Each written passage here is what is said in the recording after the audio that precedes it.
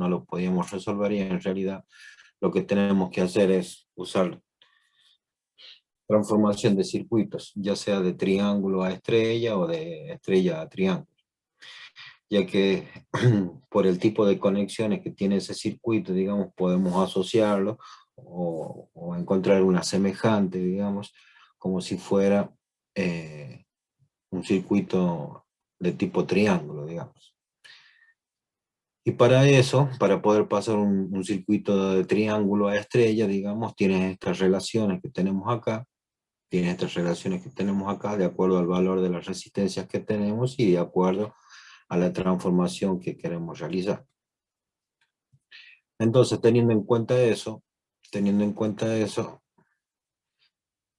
vamos a elegir acá del circuito, digamos, que tenemos, vamos a elegir acá esto que está en azul. Vamos a ponerlo más grande acá.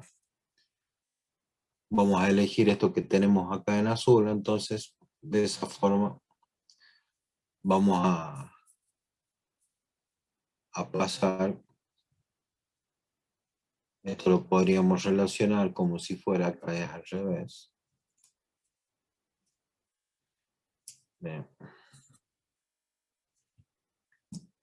La estrella triángulo. ¿Por qué? Porque acá tendríamos el punto medio de la estrella. Acá tendríamos el punto medio de la estrella y C4, C2 y C3, digamos, serían las ramas que tendríamos de la estrella. Entonces a esa estrella, digamos, la podemos transformar como si fuera un triángulo, teniendo en cuenta, digamos, los puntos de conexión que tienen cada uno de sus capacitores. Entonces, teniendo en cuenta eso y teniendo en cuenta las fórmulas, digamos, que tenemos que utilizar para cuando pasamos a triángulo, pues tenemos que utilizar las relaciones de los capacitores que tenemos en cada una de esas ramas de la estrella que queremos transformar, que son las fórmulas estas que tenemos acá, ¿no?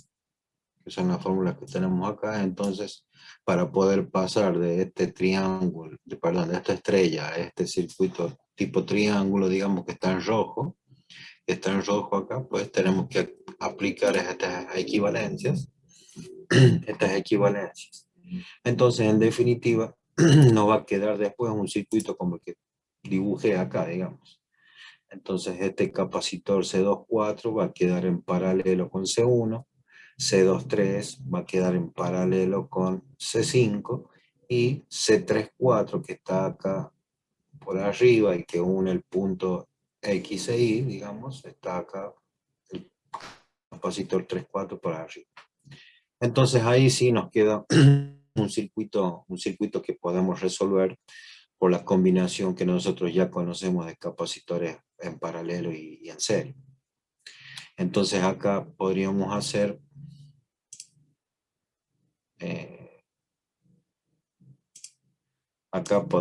la combinación de estos dos paralelos y la combinación de estos dos paralelos que tenemos acá.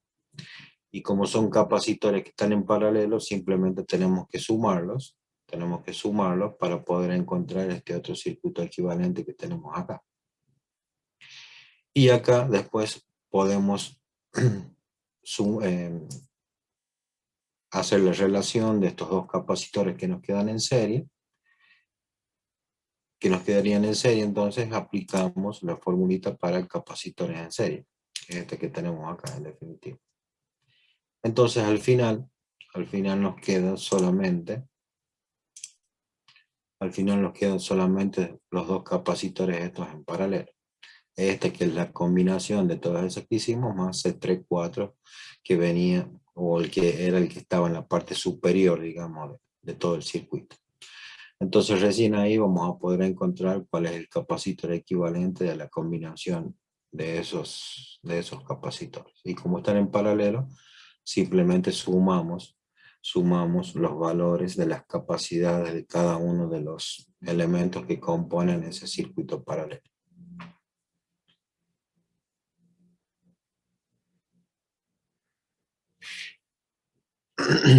Bien, les había comentado que en el día de hoy íbamos a hacer otros otros ejercicios que no estaban en la guía, pero sí que eran convenientes que lo veamos, porque en definitiva son parecidos, digamos, a los que sabemos tomar en los parciales o en los exámenes finales. Entonces, de alguna u otra forma queríamos verlos como para que tengan una idea de qué se trata. Me parece que es igual a este. Que lo veamos entre todos, porque de este tipo son los ejercicios que tomamos en los parciales o en los finales. Bueno, acá puse este porque acá observen que nos dan los valores de las capacidades, y el valor de la fuente de alimentación. Entonces acá nos pueden pedir que encontremos cuál es la carga total,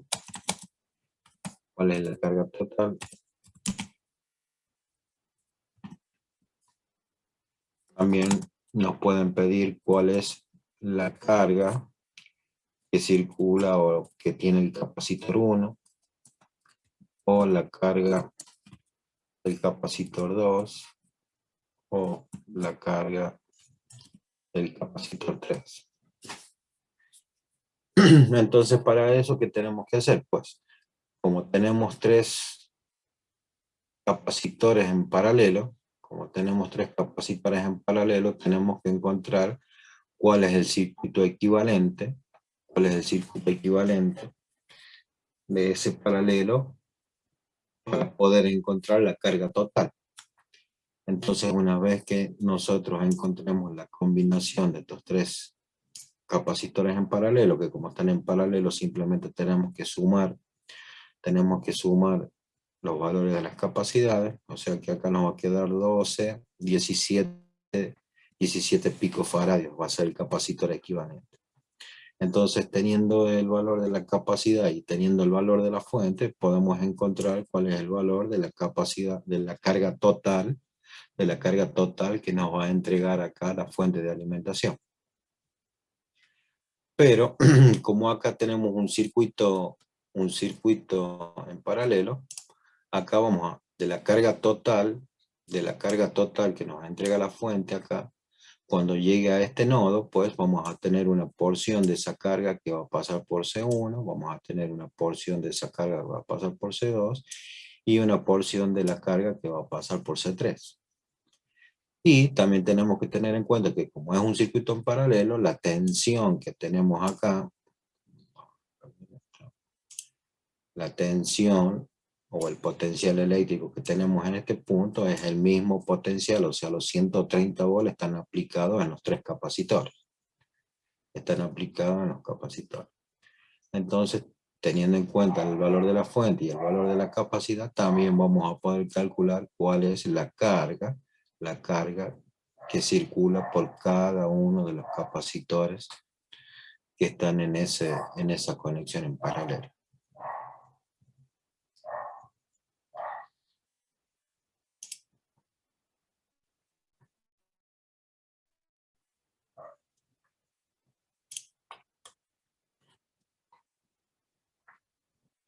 Acá también nos podrían pedir de la misma forma calcular cuál es la carga total que circula, en el circuito. Para eso tenemos que encontrar el capacitor equivalente. Y pues, ¿cómo deberíamos leer esto? Observen que acá este capacitor que tenemos acá está en serie con la fuente. Por lo tanto, tenemos que resolver todo esto que tenemos arriba. Porque ese capacitor en definitiva va a quedar como un capacitor en serie del C6, de 1 microfaradio, y recién vamos a poder resolverlo para sacar la carga total de la fuente. Entonces, lo primero que tenemos que hacer es resolver estos dos capacitores en serie. Y me va a quedar un capacitor equivalente de esos dos acá. Entonces, después observen que todos los capacitores están conectados al mismo punto. Todos estos que están acá, C1, C2, C3 y C4, 5, están todos conectados al mismo punto. Por lo tanto, van a estar todos en paralelo. Entonces, hacemos el paralelo, digamos, de todos estos capacitores. Una vez que tenemos ese paralelo, me va a quedar un circuito como el que tenemos acá abajo aproximadamente. La fuente de alimentación y dos capacitores en serie. Entonces después resolvemos. Ok, así. Bueno, resolvemos estos dos capacitores en serie. Estos dos capacitores los sumamos, no los sumamos, sino que resolvemos el circuito serie de capacitores. Y una vez que tenemos el capacitor equivalente, teniendo en cuenta el valor de la fuente de alimentación que tenemos, vamos a poder encontrar la carga total que entrega la fuente de alimentación. Y también nos podrían pedir cuál es la caída de tensión acá en el capacitor C5, por ejemplo. ¿Cuál es la caída de tensión que tiene el capacitor C5? Para poder encontrar cuál es la caída de tensión en el capacitor C5, como ya tengo el valor de la capacidad como dato, necesito saber cuál es la carga que circula por esta rama. ¿Cuál es la carga que circula por esa rama? Entonces, y como todo esto está en paralelo, acá también voy a tener los 12 volts de la fuente de alimentación. No vamos a tener los 12 volts de la fuente de alimentación. ¿Por qué? Porque acá tenemos este capacitor en serie. Nosotros tenemos que sacar en realidad primero el potencial eléctrico debido a este equivalente que me quedaba a mí de hacer todo este paralelo. Primero tenemos que sacar el potencial eléctrico, que también lo podemos sacar con los 12 volts menos la caída de tensión en el capacitor C6, pues me va a quedar la diferencia, digamos, va a ser el potencial eléctrico que tengo acá entre estos dos puntos. Y ese potencial sí, como está todo en paralelo para arriba, ese potencial sí va a ser el potencial que vamos a tener acá. Con ese potencial y con la combinación seria de estos dos capacitores, puedo saber cuál es la carga que circula por acá. Y como están en serie, la carga va a ser la misma para los dos capacitores.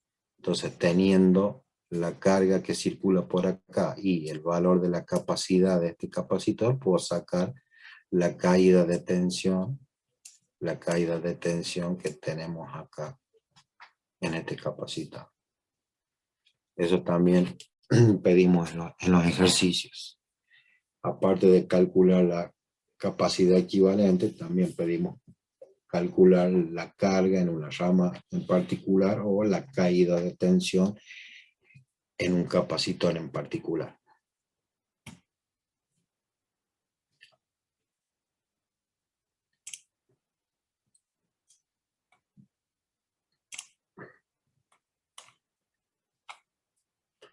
Este no tiene fuente de alimentación, por lo tanto acá simplemente nos van a pedir que encontremos cuál es el valor de la capacidad.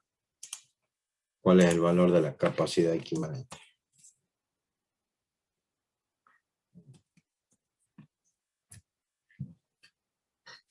Entonces, para eso, como tenemos que encontrarlo acá de este lado, digamos, en estos puntos, pues tengo que observar qué tipo de circuito, qué tipo de combinación tengo.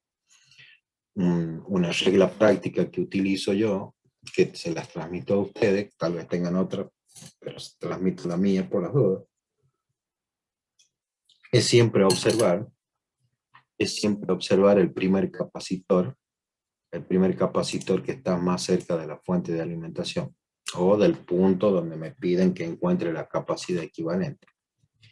¿Y por qué observo el primer capacitor? Porque el primer capacitor me va a decir cómo tengo que tratar todas las demás combinaciones que tenga hacia la derecha o hacia la izquierda, según cómo esté hecho el dibujo. Por lo general, hacia la derecha. ¿Y por qué?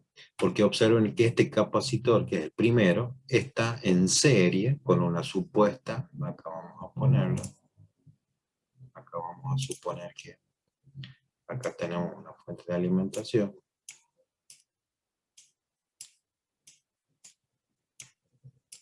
Acá tenemos una fuente de alimentación. Entonces,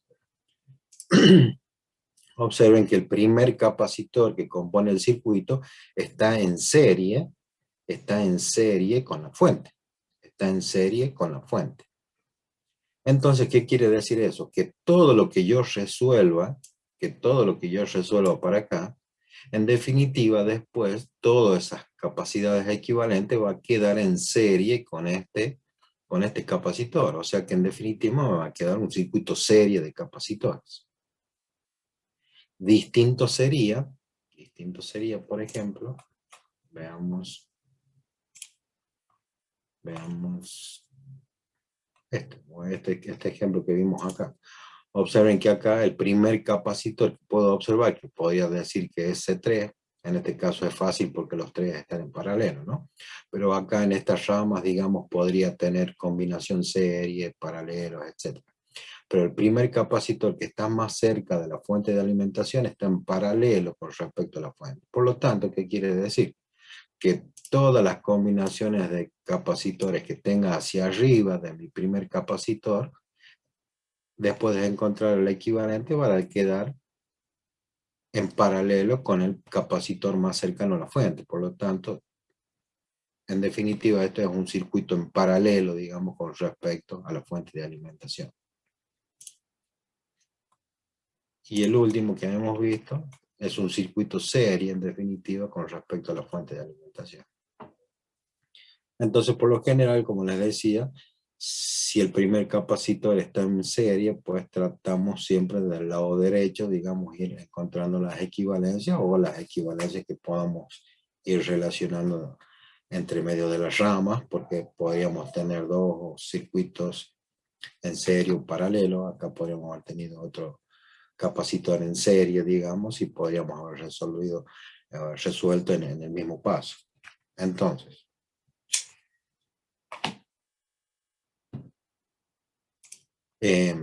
lo primero que deberíamos hacer pues es encontrar la equivalencia de estos dos capacitores que están en paralelo. Eso me va a dar acá un capacitor equivalente de estos dos capacitores. Y ese capacitor va a quedar en serie con este de 2 microfaradios y en serie con este 2 de microfaradios que tenemos acá abajo. Por lo tanto, después vamos a encontrar la combinación de estos tres capacitores que nos quedan en serie. Y ese me va a dar un capacitor, me va a dar acá un capacitor equivalente que va a quedar en paralelo, con este que tengo acá.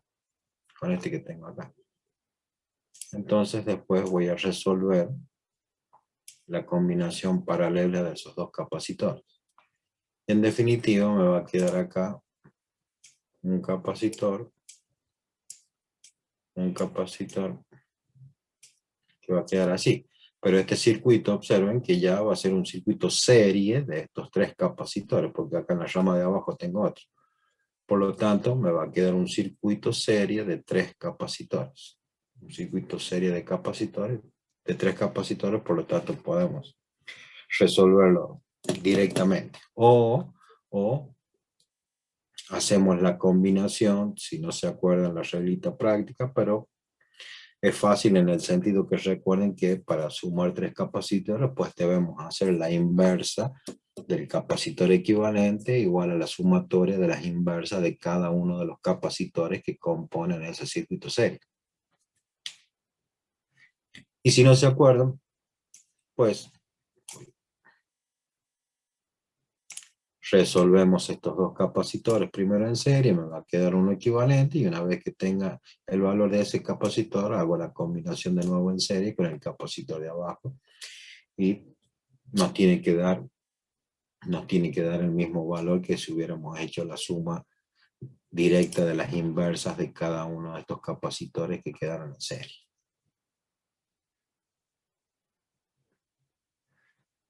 Entonces, como les decía, la idea era mostrarles problemas de los que podemos llegar a tomar en los parciales o en los exámenes finales, como para que tengan una idea de qué es lo que tomamos en los exámenes y no se vean sorprendidos, digamos.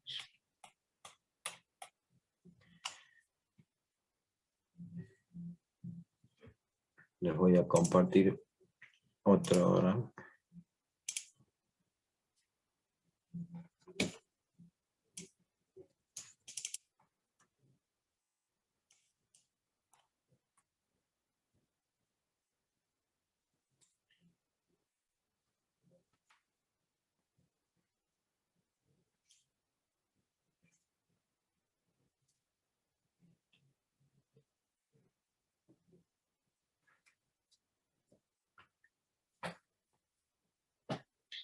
Acá yo lo tengo como trabajo práctico número 5. Recuerden que a ustedes les debe figurar como trabajo práctico número 4. Digamos, nos hemos adelantado hacia el capacitores y ahora regresamos hasta el práctico de corriente, resistencia y fuerza electromotriz.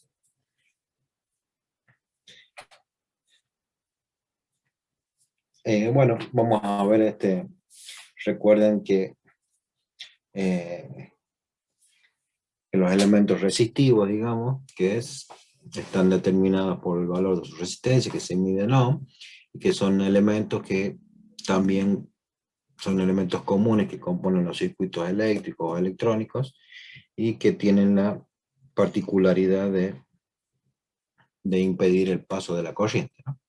Por eso, cada vez que la corriente eléctrica pasa por una resistencia eléctrica, tiene una determinada caída de tensión. Para eso tenemos que recordar la ley de Ohm, la ley de Kirchhoff. ¿Ya vieron la ley de Ohm y la ley de Kirchhoff? No, pero todavía no pudimos empezar con corriente. Íbamos a empezar hoy, pero no tuvimos clase con el profe de Feinstein. Ah, bien, bien, bien. Entonces, una excelente oportunidad entonces como introducción. El valor resistivo de los materiales, está dado por su composición física. Por eso, el valor de la resistencia, observen acá, donde tengo el mouse, acá. El valor resistivo de los materiales está dado acá por su construcción física. Observen que está multiplicado acá por el coeficiente de resistividad por su longitud dividido el área. Eso define, digamos, sus características físicas del material, determina la resistividad, no la resistividad, sino la resistencia eléctrica del material, o sea, la resistencia que le opone al paso de la corriente eléctrica a través de ese material. Por eso le llamamos resistencia, digamos.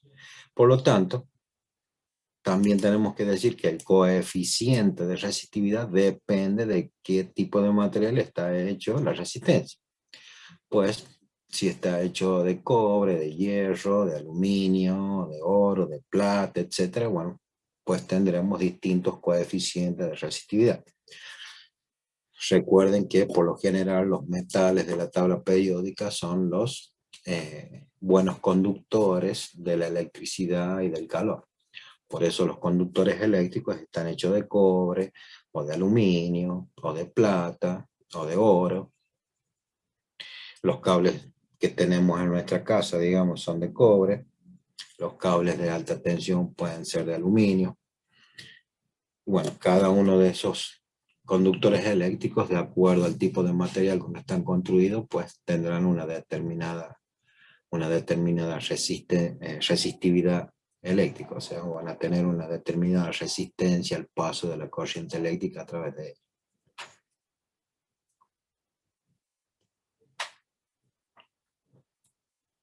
Bueno, acá en este primer problema nos dice que una bobina de cobre tiene una resistencia de 10,8 ohm y el peso del hilo de cobre es de 3,41 kilogramos. Y nos preguntan cuántos metros de hilos y de qué diámetro están enrollados, digamos, en esa bobina. Recordamos la resistividad del cobre, que es 1,7 por 10 a la menos 8 ohm por metro. También tenemos la densidad del cobre. Observen que es kilogramos sobre decímetro cúbico, kilogramos sobre metro cúbico, o sea, masa sobre volumen. Masa sobre volumen, por eso está la densidad. Recordamos acá un elemento de equivalencia, digamos, entre el decímetro y el metro cúbico para poder pasar, digamos, estos decímetros cúbicos que vienen como dato en el problema, pasarlos a metro cúbico, digamos, para poder trabajar en el MKS o en el sistema internacional. Por lo tanto, nosotros sabemos de la definición de densidad, que es masa sobre volumen, y de la definición del peso, que es masa por aceleración de la gravedad. Entonces podemos poner la densidad en función del peso y la aceleración de la gravedad.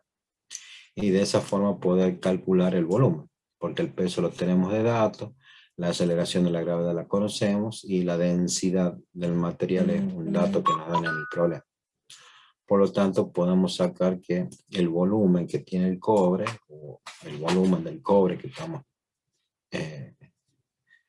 teniendo en este ejercicio, digamos, va a tener ese valor en metros cúbicos. Y entonces,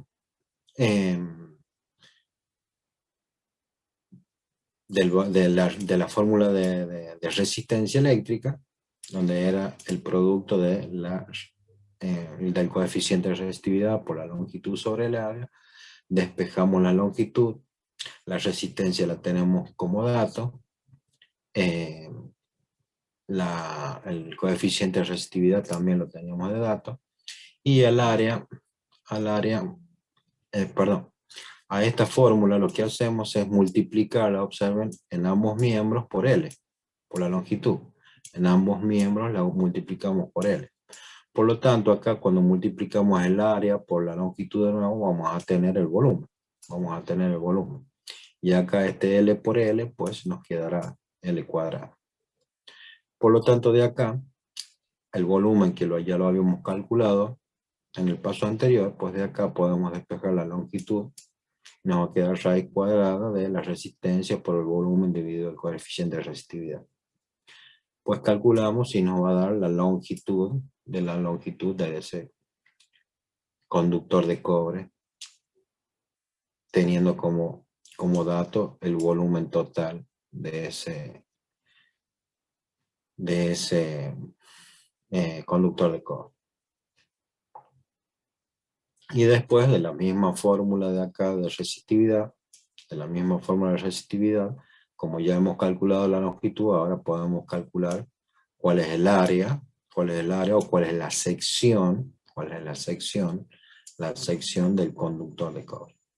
Por eso acá nos da en metros cuadrados, 0,25 metros cuadrados.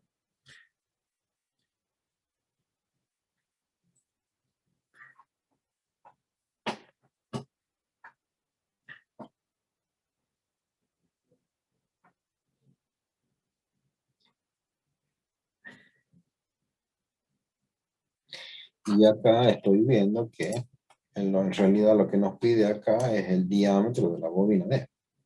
Por lo tanto acá, como si suponemos que es un conductor, un conductor cilíndrico, si es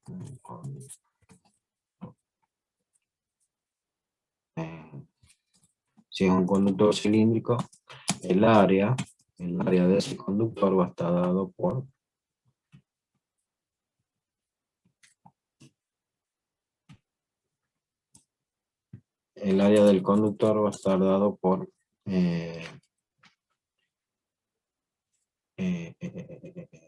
pi por radio al cuadrado. Entonces acá ponemos pi por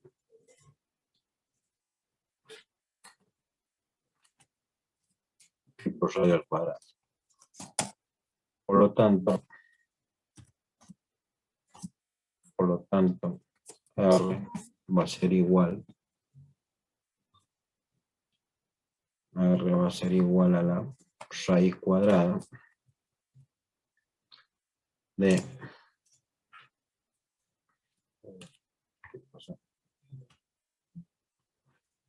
va a ser igual al área sobre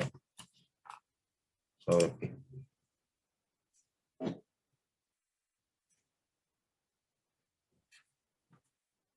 Sobre pi. Entonces ahí sí, no es así tampoco. Acá en realidad deberíamos poner que esto en realidad lo tenemos que poner como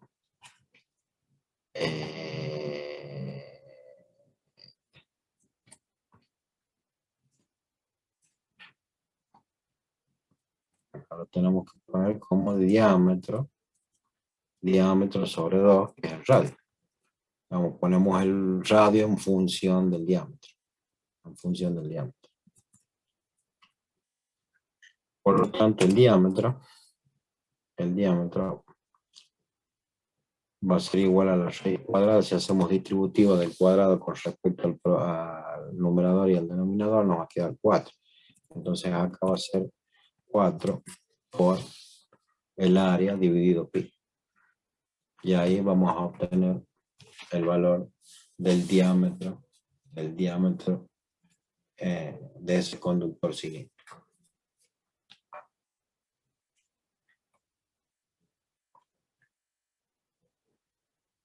Acá no sé por qué si no se pone, a ver.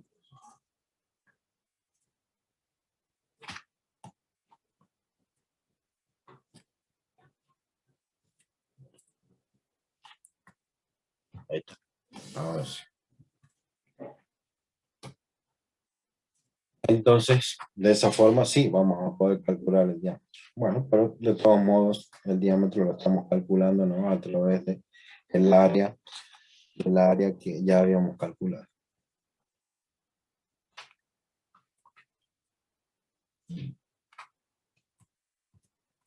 Esta línea verde no sé qué hace acá.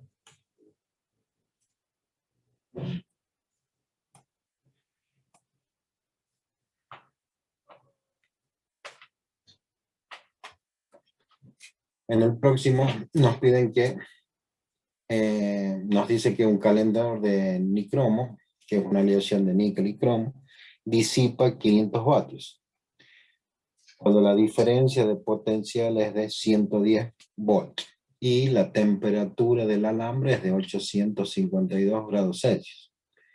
Y nos preguntan qué potencia tendrá si la temperatura se conserva a 200 grados Celsius en un baño de aceite. Bueno, este es el coeficiente de resistividad de esa aleación, 1 por 10 a la menos 6 metros ohm por metro.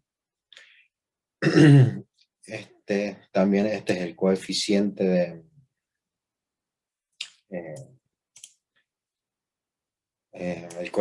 de temperatura, digamos, por eso está en 1 sobre grados Celsius. Ya van a ver cuando vean la ley de Ohm, digamos que la potencia es igual al producto de la intensidad de corriente eléctrica por el potencial eléctrico o la tensión eléctrica. Acá lo podemos poner de nuevo acá. Bien.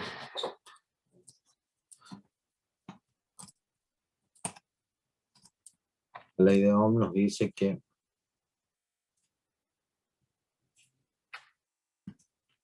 I es igual a la tensión eléctrica dividido la resistencia eléctrica.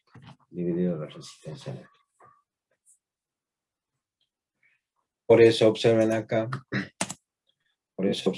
que cuando escribimos la potencia eléctrica como el producto de la intensidad de corriente eléctrica por la tensión eléctrica, después a la corriente eléctrica la ponemos en función de la ley de Ohm, que es lo que escribimos acá. a la corriente eléctrica la reemplazamos por su equivalente de la ley de Ohm, tensión sobre resistencia. Entonces, la potencia eléctrica para una resistencia también se puede escribir como el cuadrado de la tensión eléctrica dividido el valor de la resistencia. Y en definitiva lo ponemos en función de la tensión y la potencia porque son los datos del problema. Son los 500 vatios de potencia y los 110 volts de tensión eléctrica. Entonces, de esa forma vamos a poder encontrar cuál es el valor de la resistencia para cuando está a los 852 grados Celsius, que tenía o que disipaba 500 vatios con 110 volts. Entonces, la resistencia que tiene cuando disipa 500 vatios y está alimentada por 110 volts es de 24,2 ohm. 24,2 ohm. Pero también van a ver que la resistencia eléctrica también varía con la temperatura. Varía con la temperatura. Los valores estándar de resistencias, digamos, están tomadas en condiciones normales, digamos, ¿no? De una atmósfera a 24 grados, etcétera, en condiciones normales. Pero si nosotros aumentamos la temperatura o disminuimos, la resistencia varía con la temperatura y varía de acuerdo a esta formulita que tenemos acá, que es el valor inicial de la resistencia, factor común de 1 más el coeficiente de temperatura, que depende de qué material está hecha la resistencia, o de qué material está construida la resistencia, multiplicada por el salto térmico. O sea, la temperatura final menos la temperatura inicial.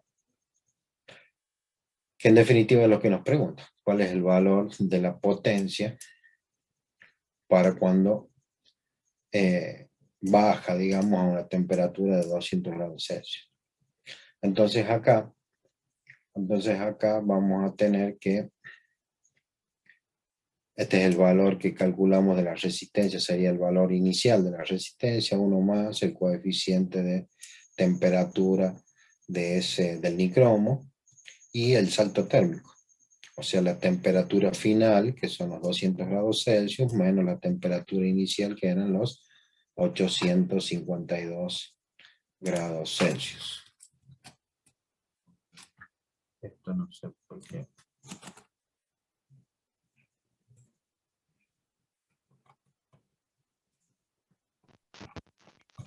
No sé qué pasó con esto. ¿Qué palmo? Ahí está. Profe, Sí. pero en este caso no estaríamos calculando resistencia nosotros. Sí. Perdón, no había visto justo el último renglón. Disculpe. Claro, sí, por eso lo estaba levantando el renglón acá, porque estaba justo el resultado en la otra hoja. Se había desconfigurado toda la hoja. Entonces ahora en realidad lo que calculamos ahora es cuál va a ser la resistencia que va a tener a 200 grados Celsius. O sea, debido a este salto térmico, la resistencia, como baja la temperatura, disminuye el valor de la resistencia. Antes teníamos 24,2 ohm y ahora tenemos 17,88 ohm, porque hemos pasado de una temperatura más alta a una temperatura más baja. Inversamente, también cuando aumentamos la temperatura, aumenta el valor de la resistencia de los conductores. Entonces ahora con este valor de la resistencia, que sabemos que es a los 200 grados Celsius, podemos calcular la potencia o la nueva potencia que va a disipar esa resistencia, teniendo en cuenta que se sigue alimentando con los 110 volts. Nosotros ya hemos visto acá la relación que teníamos la potencia, la tensión y la resistencia, pues podemos observar cómo aumenta la potencia disipada. Como la resistencia es inversamente proporcional a la potencia y hemos bajado el valor de la resistencia debido a la disminución de la temperatura, pues aumenta la potencia disipada en esa resistencia.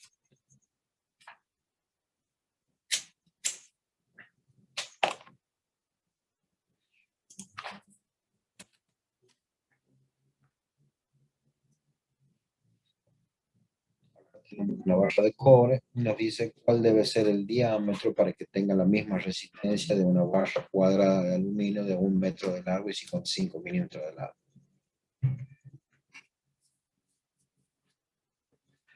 Bueno, tenemos acá los coeficientes de resistividad del cobre y el coeficiente de resistividad del aluminio. Y nos dicen que cuál debe ser el diámetro para que los dos tengan la misma resistencia. Por eso observen acá, nos salió acá el dibujito, no sé por qué. Bueno, no sé por qué acá. Debería ser acá cobre. Acá debería ser cobre. Acá debería ser aluminio. Y acá aluminio, por ejemplo. Entonces igualamos las dos fórmulas del coeficiente de resistividad. Espera un momentito.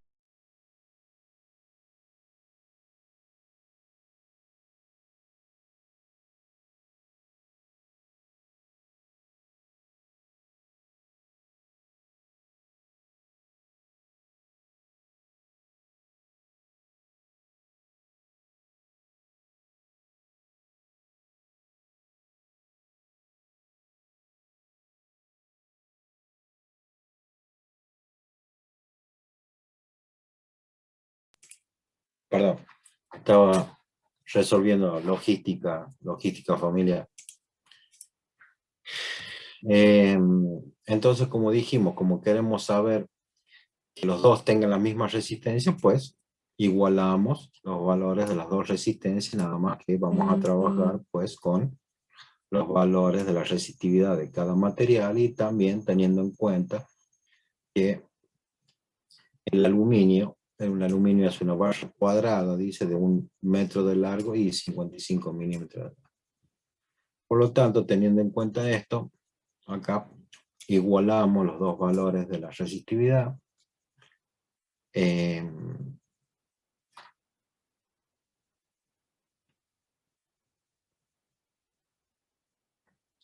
No sé por qué eliminamos esto.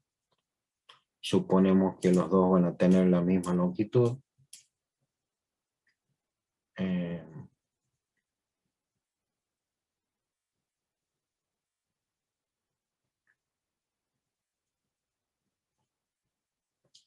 Bueno, sí.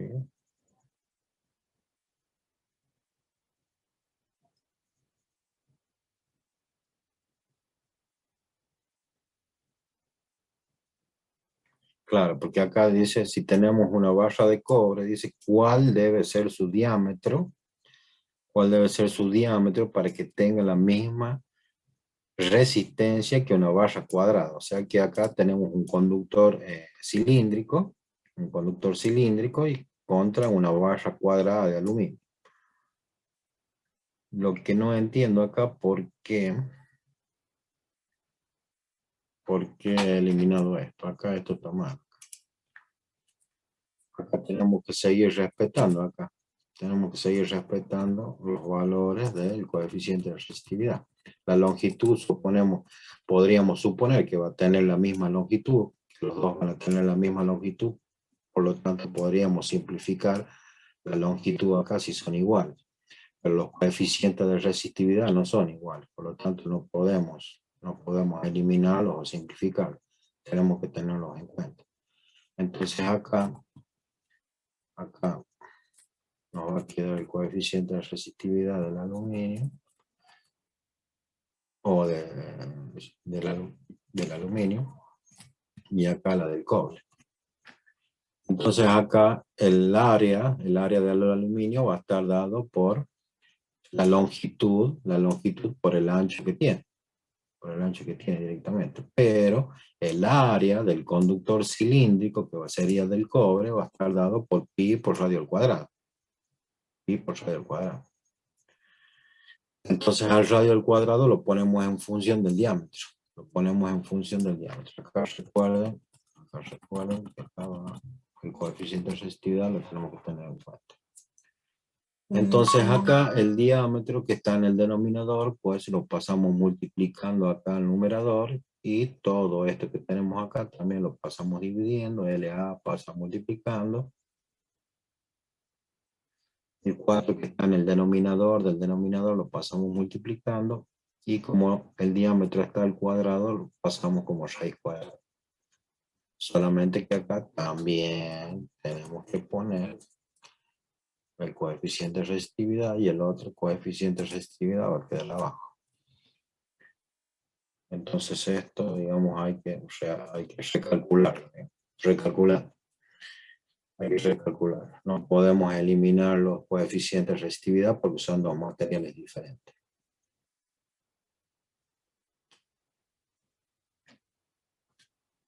Acá también a esto, por ejemplo, le podríamos poner, sería del cobre. El cobre, y este sería el coeficiente de resistividad del aluminio. Eso recuerden para cuando hagan el despeje, digamos que tengan sus respectivos subíndices. Por ejemplo, acá esto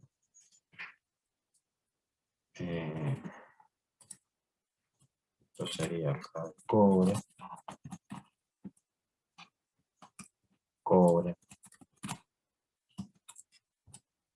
acá del aluminio,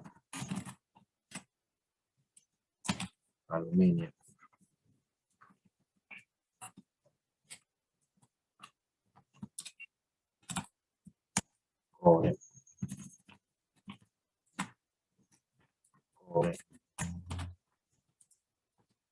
aluminio, y acá esto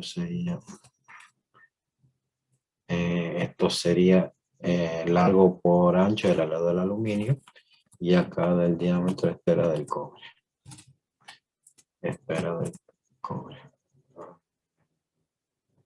El aluminio no, está bien.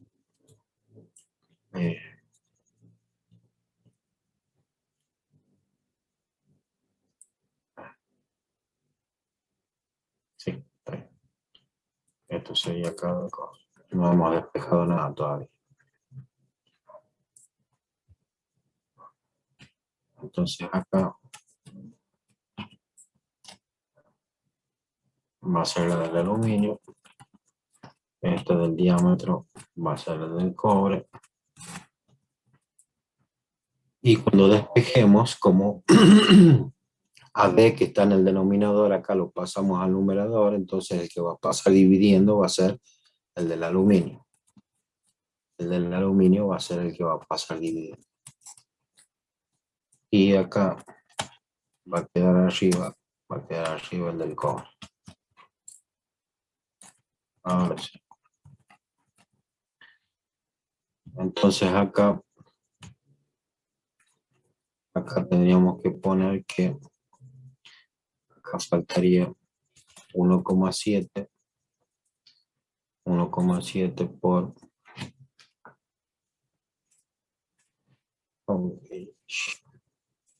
1,7 por 10 a la menos 8 por metro.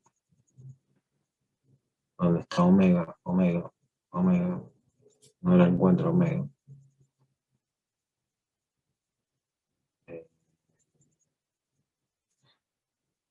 No lo encuentro omega.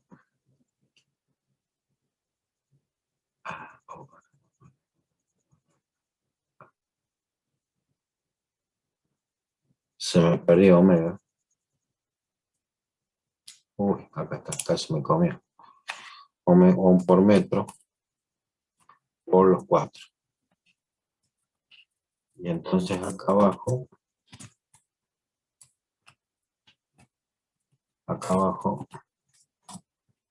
van a ser los 2,8 por 10 a la menos 8 por metro, por pi. Bueno, y acá será pues, veamos, espera, saco la super mega calculadora, veamos, nos va a quedar raíz cuadrada de todo esto que tenemos acá en el numerador. 1,7 exponencial a la menos 8 por 4 por 1, que no hace falta, por 0,55 dividido, abrimos paréntesis, 2,7 exponencial a la menos 8 por el valor de pi, cerramos paréntesis de la raíz cuadrada. Esto nos da 0,209 o 0,21 metros. Ese sería el resultado.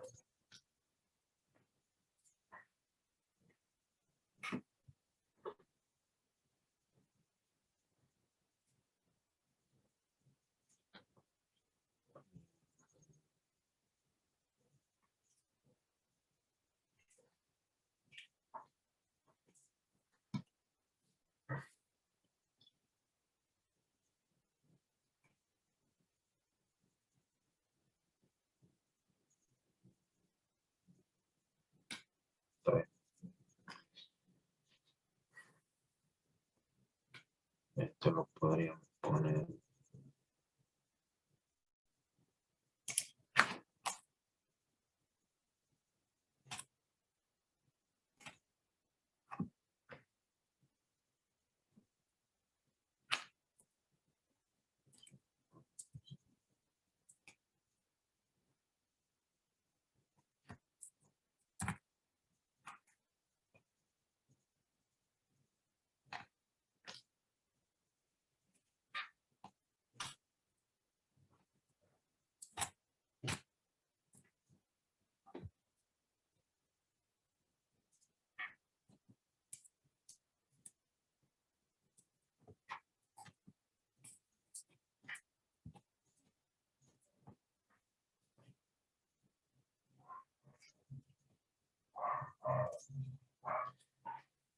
Bien.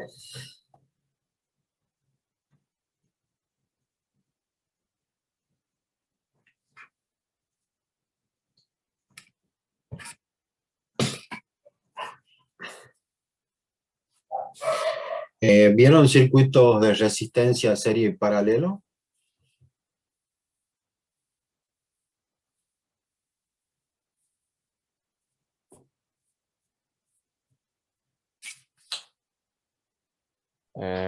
No, profe, todavía no, creo que todavía no empezamos a ver resistencia, no. Resistencia no vimos todavía. Bien, bien, bien. Porque ahora empezamos a ver circuitos de resistencias. A ver si tenemos algo acá.